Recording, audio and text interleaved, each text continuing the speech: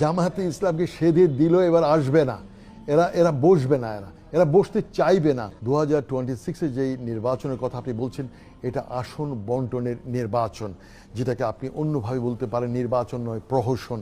আসন ভাগাভাগি অলরেডি ফাইনালাইজের পর্যায়ে চলে গেছে, চূড়ান্তের পর্যায়ে। জামায়াতে ইসলামকে 80 আসন অলরেডি দেওয়ার জন্যে হাতে পায়ে ধরে বসে আছে। 80 আসন, 80, যেটাকে ইংরেজিতে বলা হয় 80 সিটস। আর চিলড্রেন পার্টি, যেটা ন্যাশনাল চিলড্রেন পার্টি, তাদেরকে 8টা সিট এখনো পর্যন্ত কনফার্ম করে রেখেছে। আর বিএনপিও চাইছে মেজরিটি তারা পাওয়ার নিতে। তবে আবার বলে রাখছি, যিনি ক্ষমতায় আসুন, জামায়াতে ইসলাম,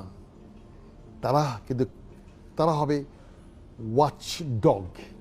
এই ওয়াচ ডগ বলতে অনেকে হয়তো বুঝবে না যে ক্ষমতার পেছনে যে মুগুর যে হাতে থাকা, এই মুগুরধারী হবে জামায়াতে ইসলাম।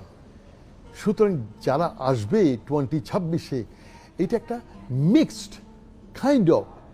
মিক্সড একটা কিছু আসবে। আর আমি আগেও বলেছিলাম জামায়াতে ইসলামকে যদি মেজরিটি দিয়েও এবার ক্ষমতায় বসানো হয়, Jamaat-e Islam is too smart, very smart. Jamaat-e ইসলামকে সেধে দিল, এবার আসবে না, এরা বসবে না, এরা বসতে চাইবে না। বাট 2028-এ জামাতকে পায়ে ধরে সেধেই তাকে দিতে হবে। কারণ এই যে ট্রানজিশনাল পিরিয়ড, এই যে 2026 এবং 2028, এই 2 বছরের যে মাঝখানে যে ট্রানজিশন, যে সরকার আসবে, সেই সরকার তার কাঁধে কিছু কলঙ্ক, কিছু দায়ভার, কিছু ব্যর্থতা নিয়েই তারা বিদায় হবে। তারপর হবে আসল নির্বাচন। আর এই ট্রানজিশন পিরিয়ড গতবারও হয়েছে, সেই 1980-এ, আপনারা অনেকেই জানেন।